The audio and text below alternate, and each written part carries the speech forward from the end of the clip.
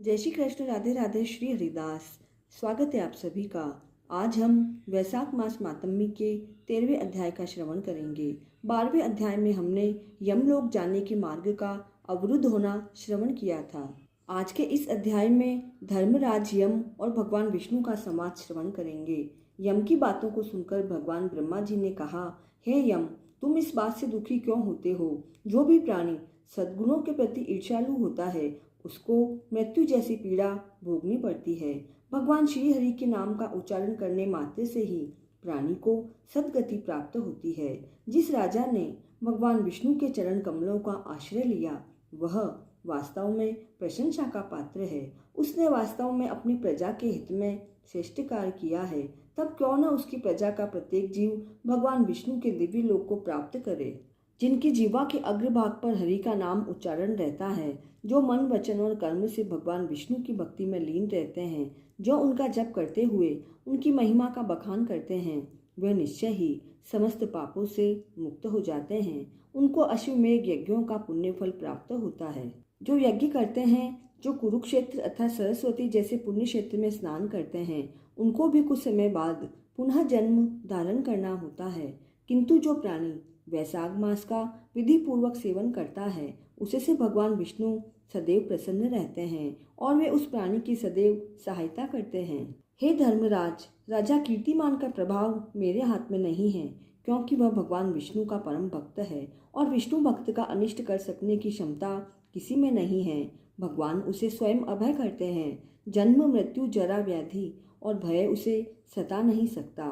हे यम, जो स्वामी के द्वारा बताए गए नियम पर धैर्य के साथ कार्यरत रहता है, उससे कभी कोई अपराध नहीं होता। यह सुनकर यम ने इस प्रकार कहा, हे देव, अब मैं अपने काम पर जाने को तैयार नहीं हूँ। जब तक मैं इस राजा कीर्तिमान को अपने धर्म से च्युत नहीं कर देता, तब तक मुझे चैन नहीं मिल सकता। यम की बात को सुनकर भगवान ब्रह्मा जी ने कहा, हे यम, तुम्हें इस विष्णु भक्त राजा से द्वेष करना उचित नहीं है।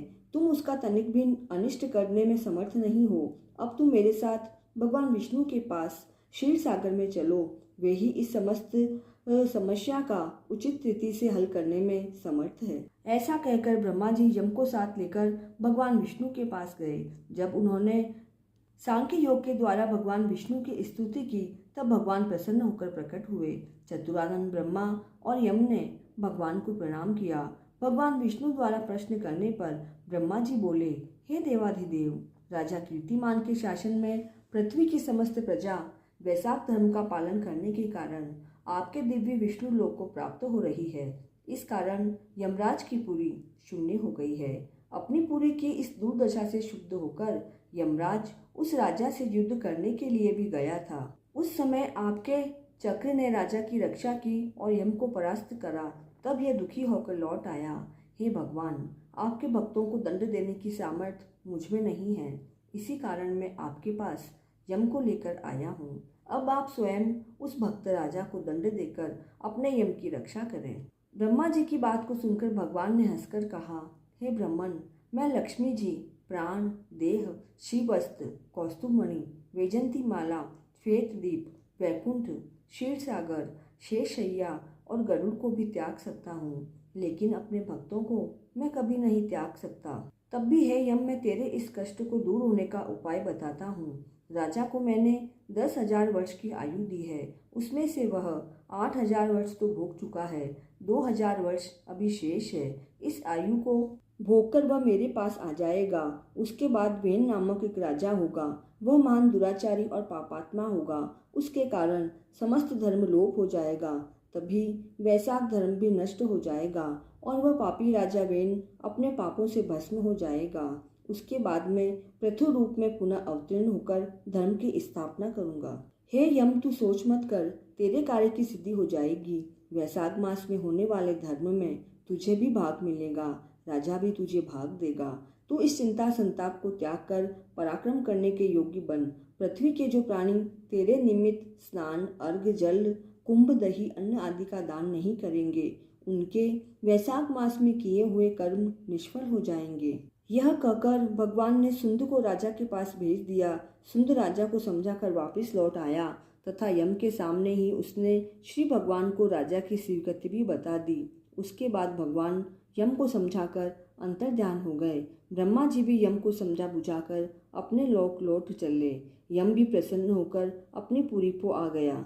सुंद के समझाने पर राजा ने अपने राज्य में यह घोषणा करा दी कि सभी प्राणियों को यम के निमित्त स्नान, अर्घ आदि दान देने के बाद ही वैशाख धर्मों का पालन करना चाहिए। यदि कोई ऐसा नहीं करेगा तो स्वयं यमराज उसे दंड देंगे। इसलिए वैशाख पूर्णिमा को पहले यम के लिए जल का घड़ा, दही और अन्न का दान करना चाहिए। उसके बाद पितरों के लिए, फिर गुरु के लिए और अंत में भगवान मधुसूदन के निमित्त उनकी प्रतिमा की पूजा करके किसी धार्मिक ब्राह्मण को शीतल जल, दही, अन्न, तांबूल, दक्षिणा और फल आदि कांसे के पात्र में रखकर समर्पित करने चाहिए। उस राजा ने भी ऐसा ही किया और ऐसा करने का आदेश अपनी प्रजा को दिया। इस प्रकार वह धर्मात्मा राजा अपनी संपूर्ण आयु पूरी करने के बाद वैकुंठ धाम को प्राप्त हुआ। उसके बाद वेन नामक एक महानीच राजा हुआ, जिसके पापाचार से समस्त वैशाख धर्म लोप हो गया। तभी से इस वैशाख धर्म के विषय में कुछ ही विष्णु भक्त जानते हैं। तो इस तरह से वैशाख मास मातम्य का 13वां अध्याय पूर्ण हुआ। वैशाख मास के आराध्य देव भगवान विष्णु एवं माता लक्ष्मी की कृपा हम सभी पर बनी रहे, इसी मंगल कामना के साथ जय श्री कृष्ण।